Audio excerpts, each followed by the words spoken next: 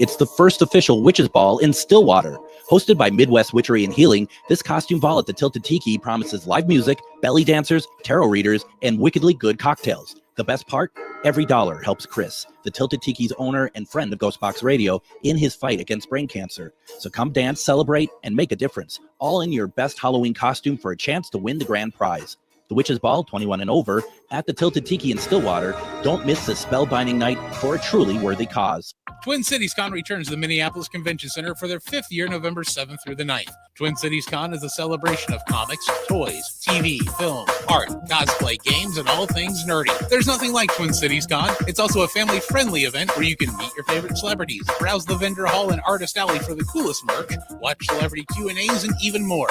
Twin Cities Con is bigger and better than before. Come see from the Star Wars universe Ahmad Best, Rosario Dawson and Giancarlo Esposito, Brendan Fraser and the cast of The Mummy, WWE Wrestling Hall of Famers Sting and Mick Foley, and the voice actors from the hit Disney series Phineas and Ferb, plus more guests to be announced.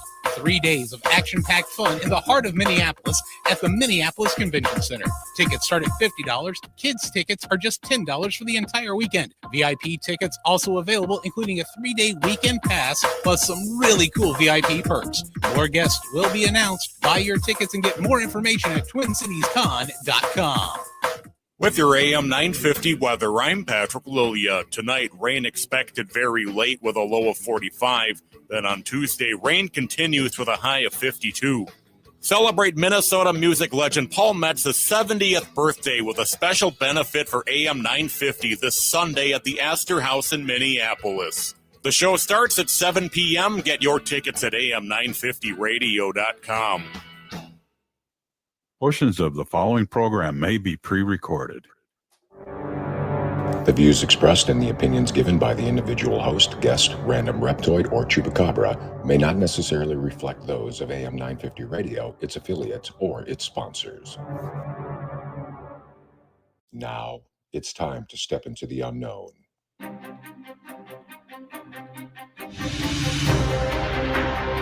There are things people experience but never talk about. A shadow moving in the corner, flickering of the lights, a disembodied voice. We invite you to talk with us. Share your story, share your experience, because this isn't just your story. This is our story. This is GhostBox Radio with Greg Bakun. And this is GhostBox Radio on AM 950, where every night we talk about the paranormal, ufology, Bigfoot, and so much more. My name is Greg Bakun. Thank you very much for joining us tonight. Before we begin, I just want to do a quick thank you to Nicholas Harper over at the Rogue Buddha Gallery, along with Kristen, who heads up the Twin Cities Death Cafe. I spoke for their October event last night, and it was amazing. We had over 50 people in there, and we talked for, oh my gosh, 2.5 hours, something like that. It was supposed to talk for an hour and take some questions, and we just had a really good time. And once again, I'm just going to tell people, if you haven't had a chance yet, go down off of University Avenue, over by where the Anchor Fish and Chips is, the Ritz Theater, the P&A Hall, Northeast Social.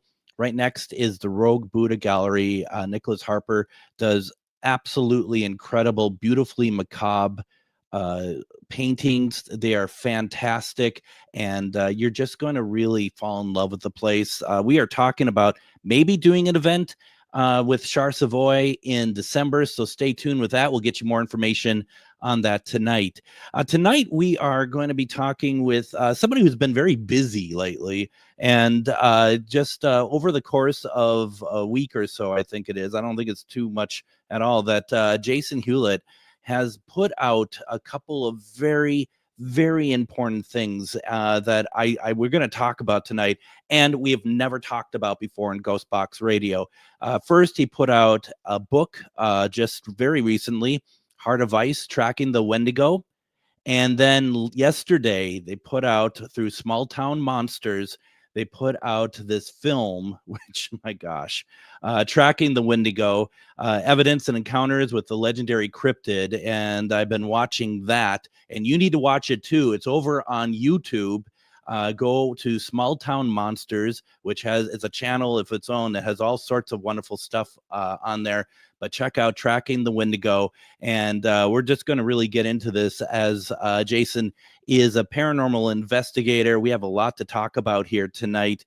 It's not paranormal investigator. He's an investigator of all things, quite frankly. And I'm happy to have him with us tonight. Jason, welcome to GhostBox Radio.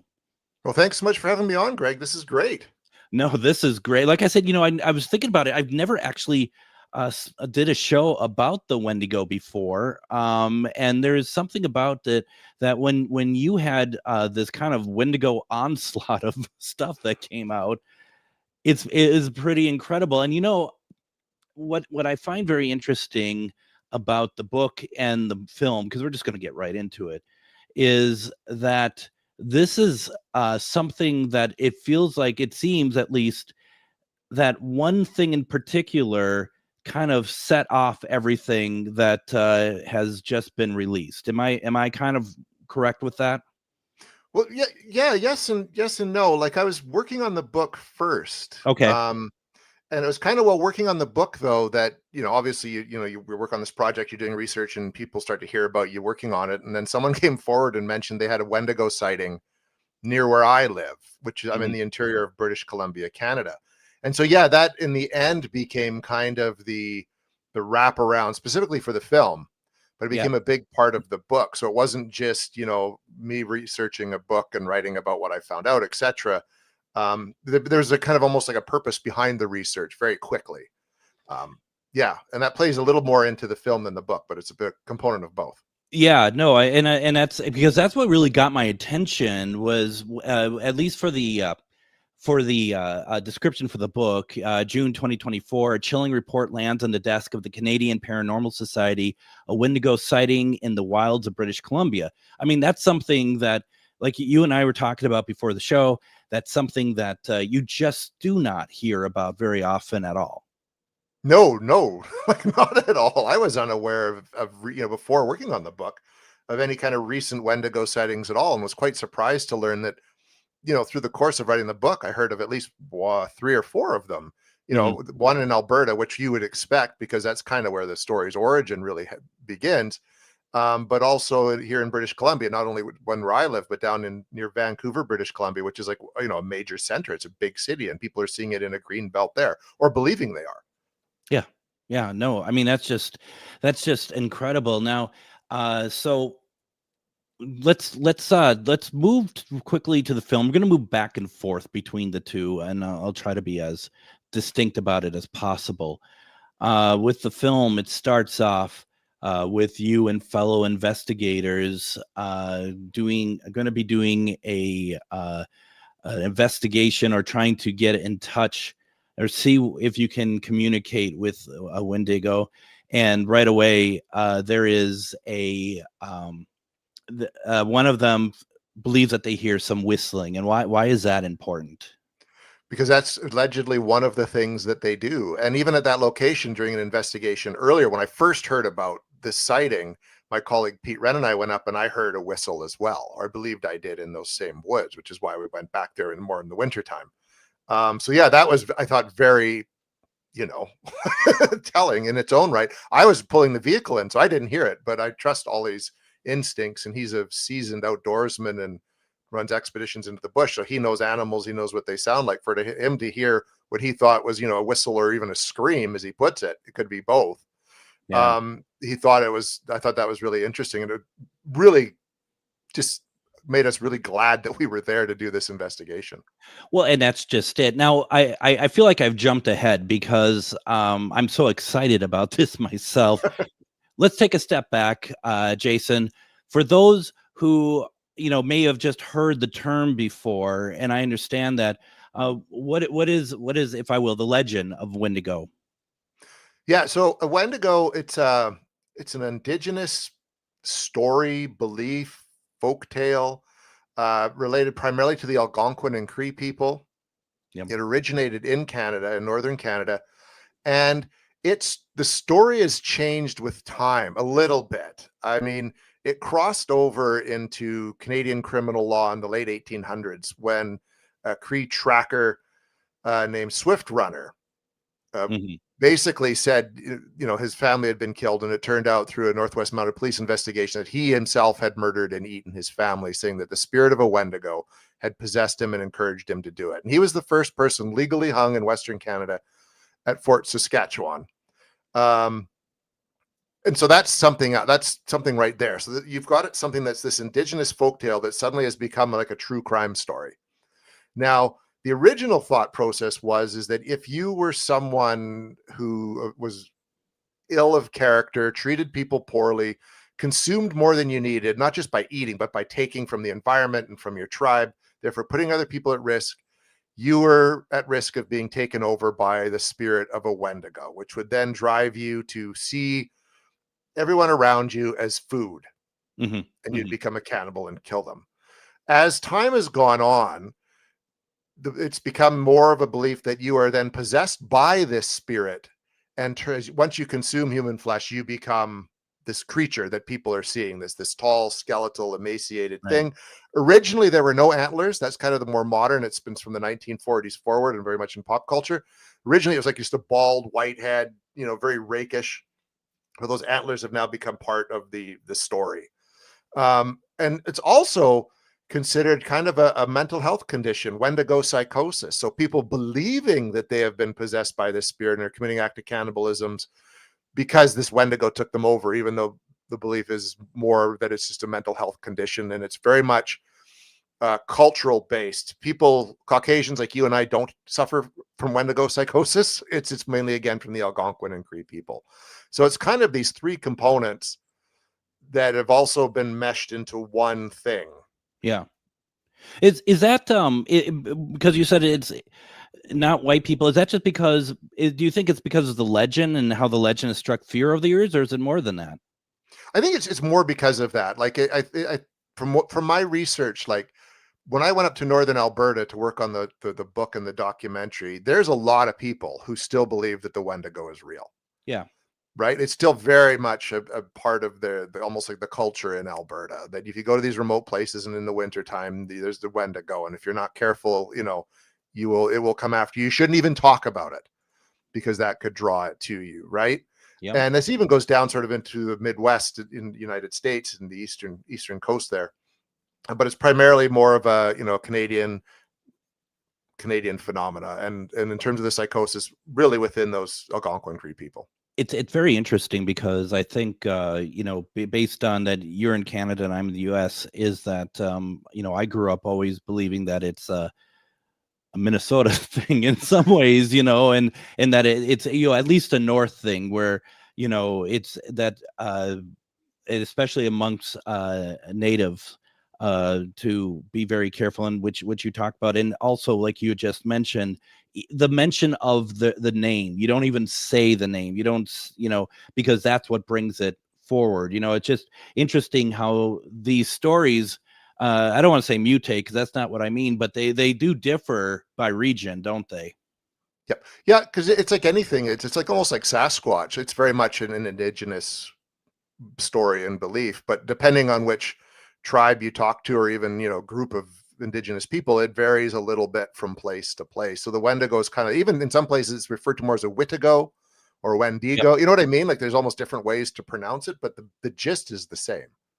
I had a friend who was out in he was up north in Minnesota still, kind of in a very out of the way sort of place, and there's a cabin up there.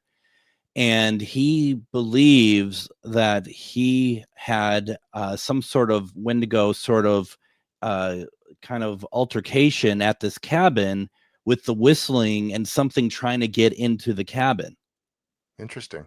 It was very interesting. And, I mean, we talked once again before the show, we talked about like, this is in my mind, this is the creepiest of them all. The idea of what this Wendigo is. I guess I never really thought of it as I see it, it's by certain places, including on your on your film, Evidence Encounters with the Legendary Cryptid. I guess I never really thought of it as a cryptid, so to speak. I thought of it more as like spirit, personally.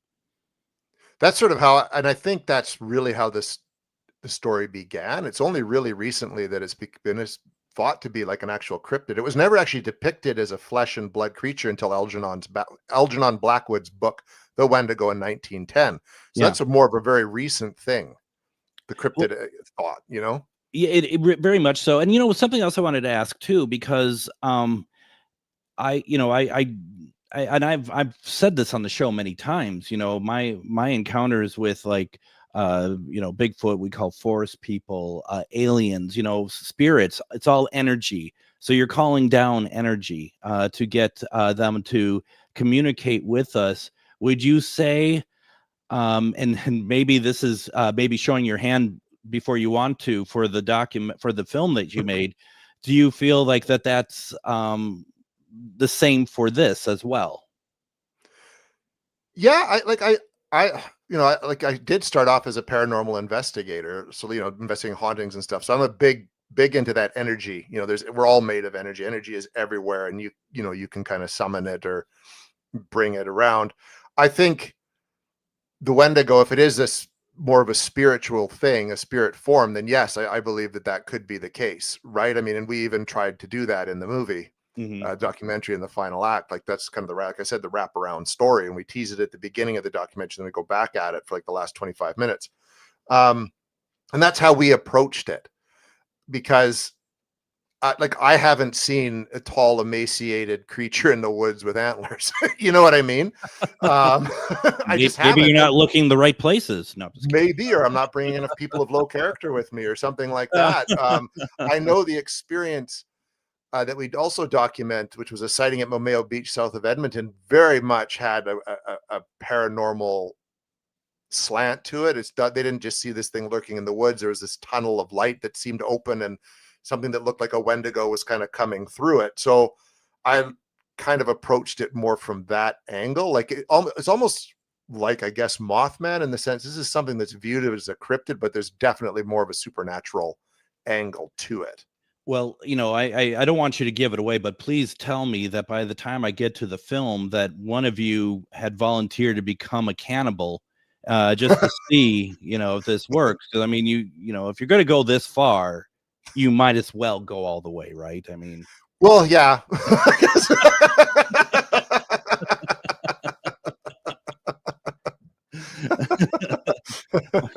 Watch, I finished the film and I'm like, oh my God, they did. Right? Everyone tune in and find out.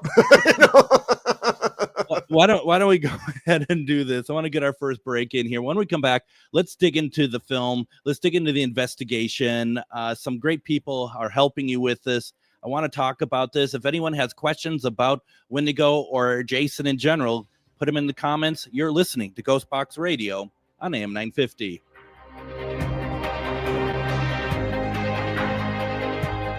Twin Cities Con returns to the Minneapolis Convention Center for their 5th year, November 7th through the 9th. Twin Cities Con is a celebration of comics, toys, TV, film, art, cosplay, games, and all things nerdy. There's nothing like Twin Cities Con. It's also a family-friendly event where you can meet your favorite celebrities, browse the vendor hall and artist alley for the coolest merch, watch celebrity Q&As, and even more.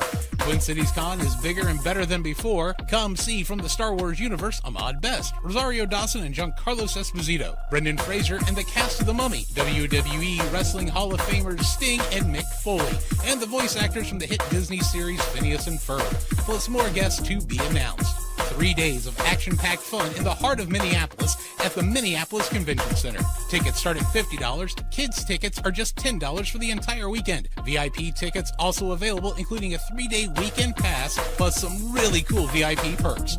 More guests will be announced. Buy your tickets and get more information at TwinCitiesCon.com. Make this Halloween one to remember. Join me, Greg Bakun, for a special 4-hour GhostBox Radio Halloween broadcast Friday, October 31st, starting at 7 p.m. We're going live from the haunted Pillsbury Club in Minneapolis, the new home of the Minneapolis Trolley Tours. I'll be joined by Adam, Refined Divine, Char Savoy, and other guests for a real paranormal investigation inside the Pillsbury Club, filled with spirit stories and maybe a few surprises. Want to experience it in person? Trolley tours will be running all night, and if you stop by the club, just say GhostBox Radio at the door to check out the broadcast. Can't make it? Watch the entire investigation live on Facebook and YouTube. So grab your flashlight, light your jack-o'-lantern, and tune in for a night of chills, laughs, and things that go bump on the radio. GhostBox Radio Halloween broadcast, Friday, October 31st, 7 to 11 p.m. Check out trolley times at MinneapolisTrolleyTours.com. Get ready for a magical night. It's the first official Witches Ball in Stillwater. Hosted by Midwest Witchery and Healing, this costume ball at the Tilted Tiki promises live music, belly dancers, tarot readers, and wickedly good cocktails. The best part? Every dollar helps Chris, the Tilted Tiki's owner and friend of GhostBox Radio, in his fight against brain cancer. So come dance, celebrate, and make a difference, all in your best Halloween costume for a chance to win the grand prize. The Witches Ball, 21 and over, at the Tilted Tiki in Stillwater. Don't miss this spellbinding night for a truly worthy cause.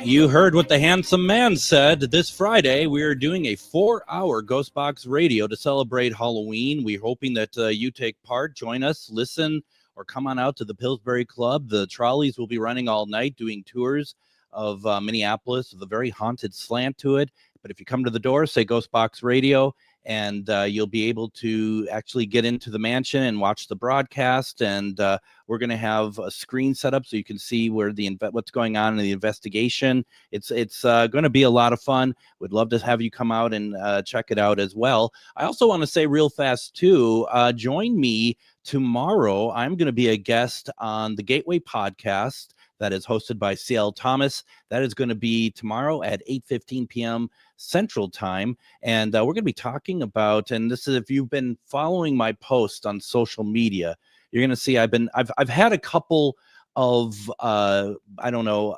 opinions on the Conjuring House. And we're going to talk about that. And, join in, share your thoughts on it. I don't think there's a wrong answer. We all have opinions about it.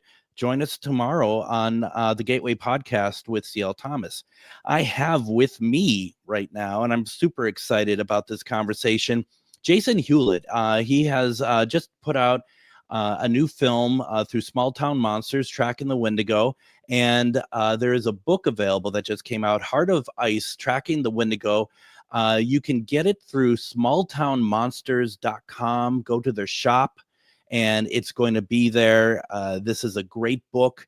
And also while you're there, there is a lot of other great books there too you might want to check out, including, I see one, Jason, that's the Legend of the Ogopogo, Canada's Loch Ness Monster, something you wrote as well. So yeah, got to go check out, get these great books and get these wonderful mysteries, especially, being these are like all Canadian, cryptids and monsters and stuff. We don't really talk about them a whole lot. So this is really actually a lot of fun to kind of see what you have over there. Compare our monsters to your monsters, basically. They're basically the same. Like, for the most part, we have Sasquatch, which is, Bigfoot. We have Ogopogo, which is like Champ. We have a variety of them. We have the little people, which are, like tricksters. I think all these stories are very much interchangeable in many ways, but things like the Wendigo are very much originally from Canada. That's I think what makes the Wendigo such a unique Canadian story. Yeah, no, it's really it's very fascinating. So once again, the film is called Tracking the Wendigo, Evidence Encounters with the Legendary Cryptid. You got to go over to Small Town Monsters on YouTube, check it out. And so we've been talking a little bit about this.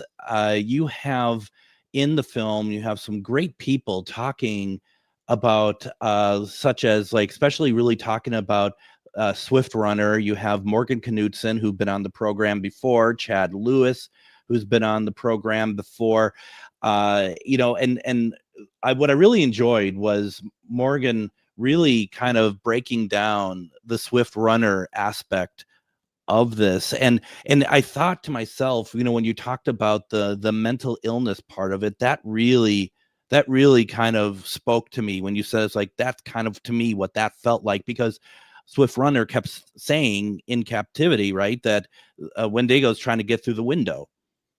Yeah, well, you got to think, like, you're going back to the late 1800s. northern Alberta, like the Twatna Valley, where he committed this crime, even today, having been there with Morgan and our colleague Michael Brown, is still pretty barren and sparsely populated. So go back more than 100 years, and it's going to be like almost 150 years when this happened. There's going to be nobody there. It's barren terrain. It's the middle of winter, so minus 50 degrees Celsius, with 4 feet of snow on the ground. So you're really isolated. So you got to think that something like a cabin fever or like isolation, lack of contact with other people would start to take hold, and could potentially drive someone to commit a horrible crime, especially when you think that already within their culture is the belief that this thing could take you over. So you're hungry and you're thinking you need to eat. Yeah. In a way, it does make sense that there's this mental health component to it. Very much so. So it kind of sounds like that it's possible that Swift Runner rationalized because this Wendigo had been, in their culture for so long, that rationalized his change, what he did, that he's rationalized it, that this is what it is, that it is a Wendigo. Yeah, I think that's a possibility, right? Not having been there, but it would make sense. We even had an incident here in, I think it was 2008. A gentleman named Vince Lee was on a Greyhound bus in Saskatchewan, and he suddenly just attacked his seatmate, killed him, started to cut off pieces of him and eat them, and then put other pieces in like Ziploc bags. They had to abandon the bus and all of this. And apparently, before he went on the bus, he read an article in an Edmonton newspaper about the Wendigo, and he was a schizophrenic. It's just interesting. So the term Wendigo even came up in that incident. So it makes you pause, which is I think what makes the Wendigo tale so powerful. It kind of crosses over into real life and into real life possibilities for why these things happen. So what can you tell us about your attempt to find out more and maybe even see for yourself without giving anything away for people so that they can enjoy the film? I mean, clearly you didn't become correct me if I'm wrong, you did not become a cannibal. You are not a Wendigo yourself, I don't believe. Have not eaten a person yet, no. But boy, am I hungry. Right? So and I don't even think you need to give anything away. It's just like what were you all doing to try to I don't want to say summon. I don't even know what were you even trying to do? Summon one, find one, look at one. What was it then? We were trying to substantiate this sighting that we heard. So we went into the area of where this sighting had occurred. Yeah. Which you would do. We set up, a little base camp deep into the woods. We set up trail cams, like sort of facing, not only ourselves, but away in the direction out in case something approached us.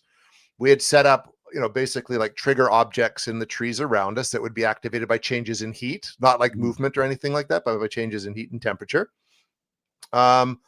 And then we did, we took a page sort of out of, squatching, where we, like, instead of doing these whoops, we would try to do whistles to elicit a whistling response back. And then to tie into the spiritual part of it, we did like an EVP session to see if we could pick up any voice in the woods. And then at the very, very end, we did the Estes method to see if we could conjure, which I don't know if your listeners are aware of what that is, but if you, I think we have enough of, but please explain it so that for those who don't know.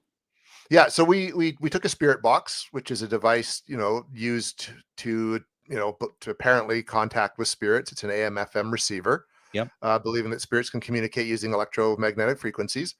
And then my colleague Olivier wore a headphones connected to the spirit box and had his eyes closed.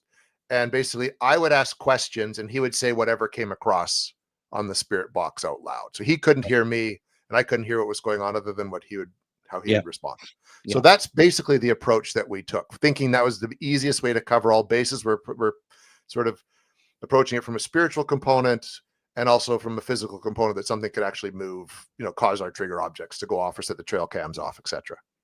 And I will only use Estes method if like what you did, if you're around people you trust. Yes, because I've seen it go awry with people who are just like random people kind of, together and whatnot. I would never do it with a stranger or someone I didn't know. Only like myself, Olivia Aslan, and my other colleague, Pete Redden, are the only ones I would ever attempt this with. Absolutely. And I do I mean, my whole paranormal investigation is based off of Spirit Box. You know, it's something I've had nothing but great success with throughout my time doing it. And I say that because when I've gone out and we've looked for a Squatch or even doing CE5s and stuff, I consider, for myself at least, Spirit Box being integral to kind of picking up basically the tone and temperature of what's going on around us, because there's inevitably going to be some kind of communication that comes through, at least in my experience. And it's kind of nice to kind of see. And when we did a CE5 experiment with my friend John, it was really interesting because there is some answer that this is kind of a really messed up kind of Estes method, in the sense that all of a sudden we get this response to the Spirit Box, and John is just like, oh my God. I'm like, what's wrong? He goes, it just answered a question I asked in my mind. And that Wow. was like, okay, that all right. Yep. Now we're talking. So it's very interesting. And you know, at the very beginning of the documentary, you're all talking about that you're doing stuff through Spirit Box. Once again, I'm trying to be careful because I don't want to ask you to give anything away, because that's the kind of the purpose of all of this, is to watch for yourself. Do you think you had any success with it during those times? Yes, I believe we did. I believe we did have some success with it. I don't want to say what happened, but I would definitely say that I believe that that, and I'll say the trigger objects proved very interesting through the course of our investigation into the Wendigo. Now, once again, the trigger object did not comprise of human flesh, so that's a No. that's a disappointment to start with. But you know, you probably not raid a morgue and go out into the woods. You didn't go to the grocery store. I'd like 1 pound of human flesh, please. Yeah. We're gonna make a phone call. So no, I mean, that's exciting. I mean, that really is exciting. And I do want to stress to folks, because I don't think I said this, just in case you don't know. Once again, that film, Tracking the Wendigo, is on YouTube. And I just want to stress that it's free. You can go there and watch it now. So, you know, if you're just like, oh, I wish I could see this, there's absolutely no reason not to see this. And it's really good. And it's put together very well. And, you know, especially for an American, what I think is so exciting about this is, once again, having Morgan on there, and she is doing just a ton of history about all sorts of things leading up to what you all end up doing. And that is such a great way to set this up, so that we have a better idea of the landscape when it comes to Wendigo in Canada, but also what helps you get to the point of your investigation as well. Yeah, because it's not as well known a story, and there are so many bits of conjecture in terms of popular culture with it, I thought it was important to include as much of the history as possible. And so Morgan was amazing in that. She knew all the history from Edmonton and Northern Alberta. Chad Lewis provided great insight, because he's been up and did something very similar to what I did in terms of writing a book on it and visiting the Twatna Valley and Slave Lake. He provided some great insight and great American insight into it as well. Yeah. So I believe he's actually out in your neck of the woods in Minnesota. Yeah, it's not too far. Yeah, no. Yeah. So the two of them were great. And then to have like Alicia Pearl-Werner, who is of the Cree Nation, there to provide their perspective as well. I thought we really touched all the possible bases we could before then getting into, you know, the nuts and bolts of investigations and boots on the ground work, which is the stuff I mean, I love all the history and the people stories, but I really also love getting out there and actually like doing something like that. That to me is important. It is important. Did you, when you went out there, I mean, you talk about the fact that you had a base camp, you had a perimeter, you know, you have all this stuff set up. I mean, did you, and it sounds like you said, it sounds like very similar to what you might do if you're going and doing like looking for squatches or anything like that. But I mean, did you take any extra precautions for yourselves, knowing that this is a very different sort of story than a Sasquatch story? This is, you know, Sasquatch stories tend to not necessarily be violent, unless unless provoked. But this is something where it's in its nature, it's almost zombifying, and it's also very, you know, it could be very nasty if this is real. Did you take any certain precautions that might be interesting to know? Not particularly, because based on the research I had done, neither myself or Olivier or Sean, who was also there for part of it, are of bad character. Like, I mean, we're good people, and we only really need to worry about a Wendigo at least taking you over if you're a bad person. Now, in terms of if we actually encountered something flesh and blood, everything I'd read means you're pretty much SOL if you do run into it. So we were armed. Like, we were armed. We did have weapons. Yep. I had a silver blade, which is supposed to work. And even though we had set up a base camp and gone deep into the woods, the truck was within running distance if the push really came to shove, and we had our night vision. So, there was that aspect of it too. But in my mind, I think I wasn't anticipating a real physical encounter. If anything, we'd experience something more on a spiritual side. It's interesting, because you also wonder, like, you hear with like squatches and stuff that, sometimes they're able to communicate into your mind or something, and all that stuff would be, to me, it's vastly fascinating, wondering if, if that's something that they could do as well. You don't know. But it's so cool. Is there something that you could share though that, it's okay if you can't, but is there one thing from the investigation that might pique people's interest of, like, that you thought could possibly be Wendigo related? After we were doing, like, we started off with sort of the whistles in the EVP session, and potentially got a whistle that sounded, or a sound that sounded like a whistle. The problem is there were loons in the area too, but this sounded different than what a loon call would be. Mm-hmm, mm-hmm. And then, sort of as the investigation progressed, something big moved in a gully off to what was our left, where we were standing, because we were kind of on a peaked area, and the ground kind of sloped down all around us. And that I thought was really interesting. As I mentioned, we did have things go on with the trigger objects. So to have that happen after the trigger objects and our attempt to call it, basically, I thought it was interesting. It could have been anything moving through there, but we didn't hear anything moving. And usually when you're in the woods and it's quiet, you will hear footsteps and movement. But all we heard was something eventually large moving some brushes, but no, like, footsteps or stuff like that. Well, and it's, I don't know if you would agree or not. I feel like when you're out in the woods and you know the difference between something that you would expect in the woods and something that you don't. There's just something about that where it's like, no, this is not a, this is not a, even like a bear or deer or anything. This is something different. I think you could really tell the difference. Yes, you can. And I've lived in the, not lived in the woods, but I've been in the woods for the great chunks of my life. Spent most of my youth with a cabin on a lake, and running in the woods. And a lot of our work does take us into the woods. It's so, yeah, you do. You're 100% correct there. And when something's off. When something's off. That's a great way of putting it, because it also affects the animals all around too, doesn't it? Yeah.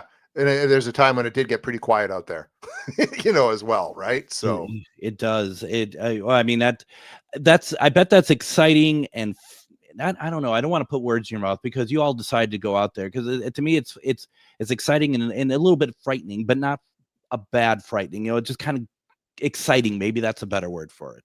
Yeah, it can rattle you a bit. You get a little bit. Everything is firing on all cylinders. Like, your adrenaline's going. You're seeing, hearing, smelling better than you ever have. Yeah. Yeah. No, there's moments. This is sort of unrelated, but on another project where we had something happen in the woods that I can't say too much about. But it was definitely something where Ollie and I both got pretty rattled by it. Yeah. And you're like an hour and a half up in the middle of nowhere. It's a 2-click hike back to the truck, which would be like 1.5 miles. And if something were to go wrong, or something were to, like, actually want to attack you, you're screwed. Like, you just are. And I think that's what comes with being in the woods, is you're pretty much at the mercy of whatever's there. Absolutely. Jason, I want to go ahead, take our second break. When we come back, there's some other stuff that is related to this I want to talk about, which I heard is pretty interesting. I was talking with Morgan about it earlier, so I want to talk with you about it. Anyone have any questions, put in the comments. You're listening to GhostBox Radio on AM 950. Greg Bakun here. I love historic tours of Minneapolis and seeing everything it has to offer. But if you know me, I like to include a little spooky in my tours, which is why I found the perfect combination. Minneapolis Trolley Tours does this amazing candlelight ghost tour that you have to check out. It's an extremely immersive experience. It's a trolley trip that starts out at a haunted mansion, traveling around Minneapolis locations exposing ghost stories that the public and business owners would rather left untold. Then a tour of the aforementioned haunted mansion where ghosts of past residents from the 1800s reside, plus a lot of surprises to discover. Next, experience Gertrude's After Hours. Did I mention Gertrude is the mansion's most famous ghost? Maybe she'll show up. And you finish up the tour at Gertrude's Lounge in the haunted basement of the mansion with refreshments and Q&A. The trolleys are climate controlled and the mansion is restored to perfection. Check out MinneapolisTrolleyTours.com for more information. Have you ever met someone who not only can help you on a deep spiritual level, but also potentially change your life? Refined Divine is an extremely gifted psychic medium who travels the nation and lives right here in the Midwest. And she offers mediumship, mentorship, house and business parties, energy healing, palm readings, and so much more. Refined Divine has helped thousands, and she can help you. Hi, this is Psychic Medium Deb. I cannot wait to hear from you. You can go to refineddivinepsychic.com. Greg Bakun here.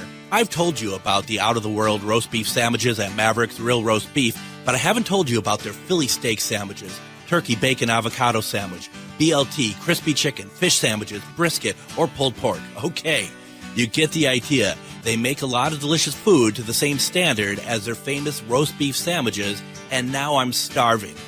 I'm going to go to Maverick's Real Roast Beef off Lexington and Roseville, and you need to go too. Check out their menu at mavericksbeef.com. Make this Halloween one to remember. Join me, Greg Bakun, for a special 4-hour GhostBox Radio Halloween broadcast Friday, October 31st, starting at 7 p.m. We're going live from the haunted Pillsbury Club in Minneapolis, the new home of the Minneapolis Trolley Tours. I'll be joined by Adam, Refined Divine, Char Savoy, and other guests for a real paranormal investigation inside the Pillsbury Club, filled with spirit stories and maybe a few surprises. Want to experience it in person? Trolley tours will be running all night, and if you stop by the club, just say GhostBox Radio at the door to check out the broadcast. Can't make it? Watch the entire investigation live on Facebook and YouTube. So grab your flashlight, light your jack-o'-lantern, and tune in for a night of chills, laughs, and things that go bump on the radio. GhostBox Radio Halloween broadcast, Friday, October 31st, 7 to 11 p.m. Check out trolley times at MinneapolisTrolleyTours.com.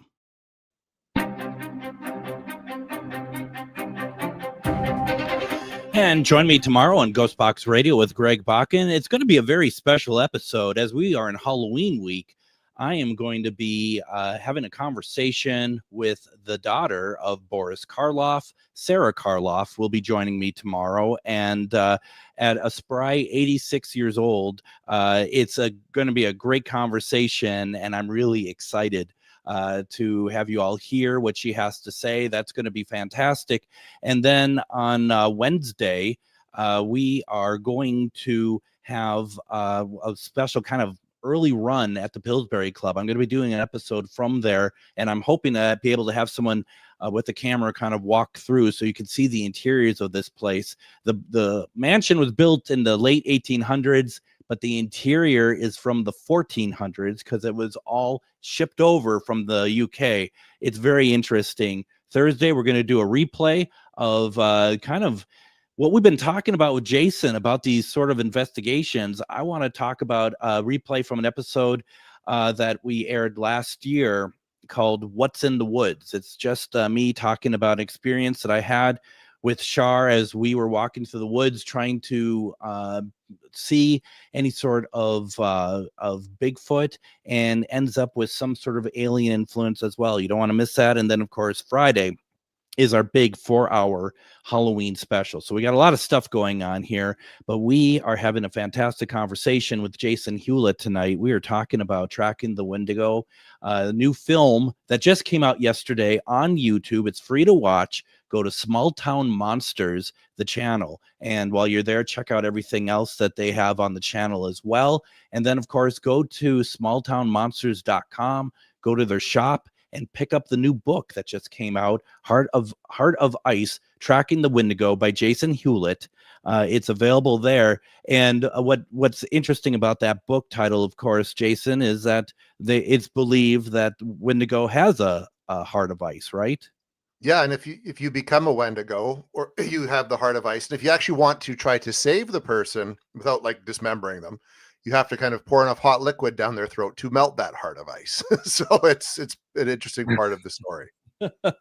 Well, that's hot liquid down the throat. I will see how that works. So I think that'll do damage no matter what. Yeah, I think you're kind of screwed one way or the other. So Yeah. as I was getting ready for this, I was just having a conversation with Morgan, because I'm, obviously I want her back on the show too at some point. And she had said to me, crazy experience with her. And she said, ask him about the black truck. You won't be disappointed. Yeah, the black truck, and sadly the black truck didn't make it into the movie because the camera was off.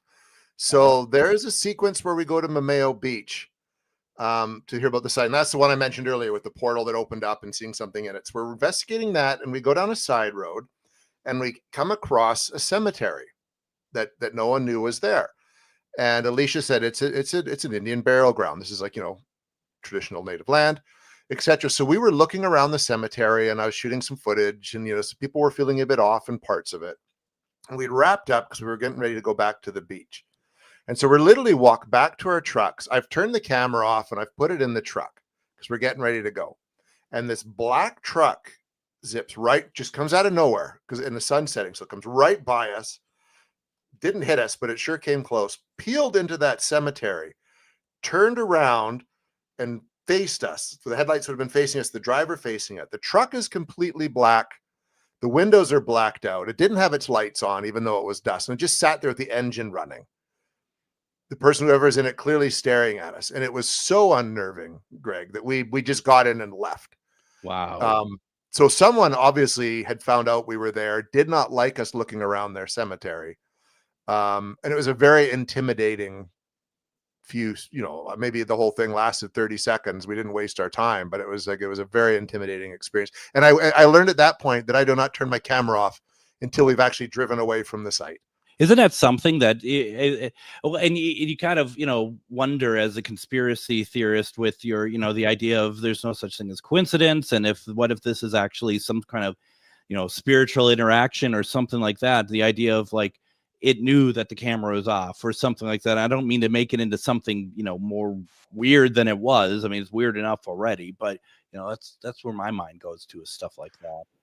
Well, I know it. So when I was just investigating, never mind like filming for like a documentary or anything, but just doing investigations and using cameras and stuff like that, or your recorders, how often, once you turn everything off and you're packing up to go home, does something actually legitimate happen? Almost every time. I think this phenomena is very aware of what we're doing. So, it's interesting for those listening in the Twin Cities. Jason's story reminds me of Gray Cloud Island, right by St. Paul Park. And Jason, this is something that I've heard many times, never experienced it myself. But if you go to Gray Cloud Island, especially if you go to Gray Cloud Cemetery, there is the legend of a witch that actually gets in her car and chases you out of there with her car. She chases you. It's not like a broom or anything. She gets in a car and she's just like driving after you, if you're in a car or not. And then, of course, it's the obligatory, like, then she disappears, that sort of thing. That's wild.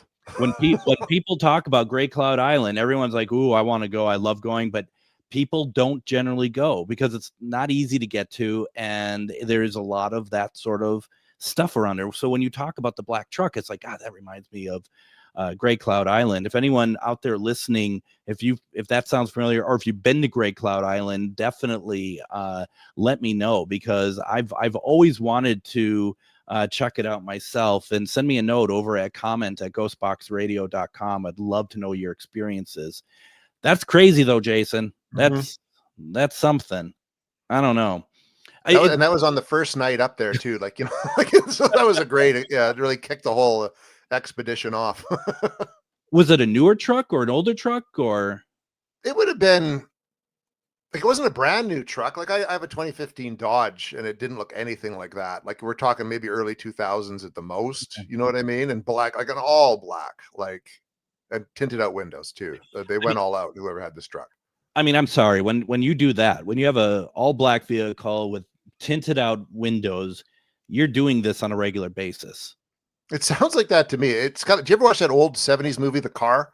Oh yeah, absolutely. Yeah, so think of like it was the car, but it's a truck. It's kind of how I kind of envision, which is bigger than a car, and very intimidating. The whole thing sounds very intimidating. Yeah, it was designed to do that. They didn't want us there. Exactly. Clearly. Exactly. That's something. And but it's I'm happy, but you filmed there again though, right? No, that was our film. That was kind of like the last thing we were doing before kind of just going maybe to hang out at the beach. So we got everything we needed.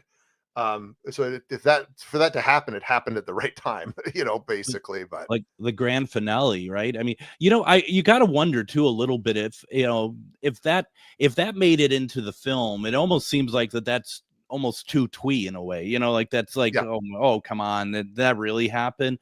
Yeah.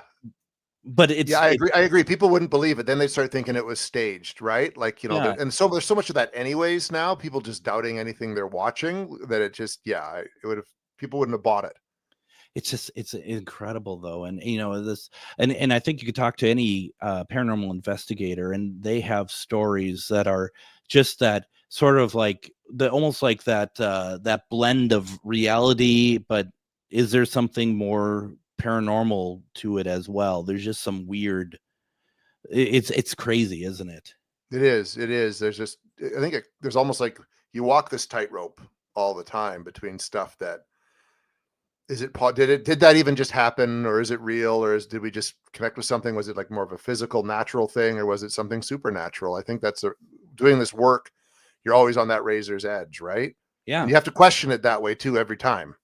You do, and that's just it as well, that you can't, when you're doing this stuff, you can't just be like, oh, some people just don't want us around here. I mean, maybe that's ultimately all it is, but the way that it's portrayed, and how it unfolded before your eyes, you got to be like, what is this? This is really something. Now, is the door closed for you now on Wendigo, or do you have more to say? Do you have more story to tell on this?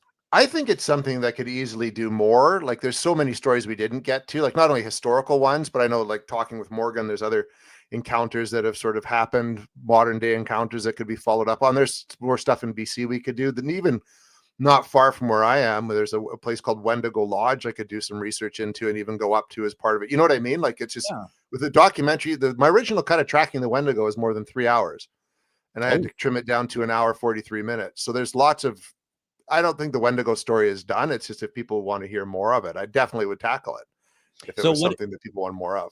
What do you suggest for people to do to want to hear more? Is it just as simple as going and watching the film and leaving the likes and leaving some comments, or do you want them to do something else? No, I think that's the best way, right? Just to keep. I think before we went on it reached 30,000 views in just over like a day and a half, which is really good. Yeah. Just keep watching it, like it, share it, put the word out. Those who have seen it seem to quite enjoy it for the most part. So yeah, that would be, that's the way to do it. It's the way to do it these days. Yeah, that's right. And as well, once again, you do want to go, folks, and get the book. And that's over at smalltownmonsters.com.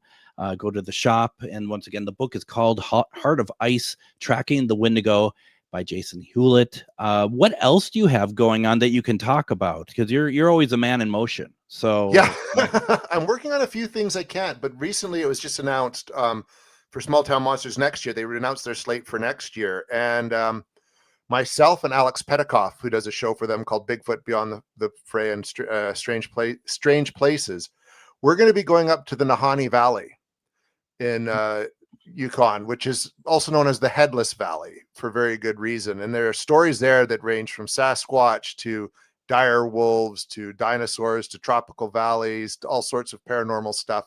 And so he and I are kind of collaborating on a documentary about Sasquatch. We're collaborating together. He's working on a documentary about the Sasquatch. I'm working on a documentary about everything else. Then I'm going to write a book about all of it. That's and great. put it together. So we're going to be on a 2-week kind of adventure up into northern Canada, into a very remote place. Only like maybe a few hundred people a year go there because the travel season's so small. It's very rugged. You have to fly in to get there, which is going to be quite an adventure. So we're working on that right now. How fun. Now, once again, you go over to smalltownmonsters.com as well as Small Town Monsters on YouTube. Subscribe to the channel, watch the film. What about you, Jason? Is there special ways that anything social or anything you want, make sure people can go to start following you or anything? Yeah, I think an easy way is just I'm on Instagram at Jason Hewlett Official. Then I'm on Facebook as Jason Hewlett, but there's a few Jason Hewletts out there, but I'm the guy holding the rifle wearing an outdoorsy hat. At least at this point. Waiting for Wendigo to come and get him. He's like, come on. That picture was taken during the Wendigo expedition. Yeah. I'm ready for you. Where's that black truck? Right? Bring it. Oh gosh, this is awesome. And I just want to say real fast, because we're running out of time here, but I just want to say I'm really appreciative of Small Town Monsters, because you all are creating content that is well researched and very interesting, not sensationalized. And folks, you're looking for that kind of content, which I think is lacking in this field. If I may be completely honest, please go to Small Town Monsters, check out what they're doing. I really personally, I just want to say I really appreciate it. Oh yeah, no, thank you very much. And that's part of the mandate at Small Town Monsters, is it's just telling the stories in a non-dramatic fashion. Awesome. Thank you so much. Once again, the film is called Tracking the Wendigo, Evidence Encounters with Legendary Cryptids, as well as the book that is Heart of Ice, Tracking the Wendigo by Jason Hewlett. Jason, really, this was a lot of fun, really informative. Thank you so very much. Thank you so much for having me on, Greg. Let's hope to do it again. That'd be great. Anytime. All righty, everyone, take care. We'll be back tomorrow with Sarah Karloff.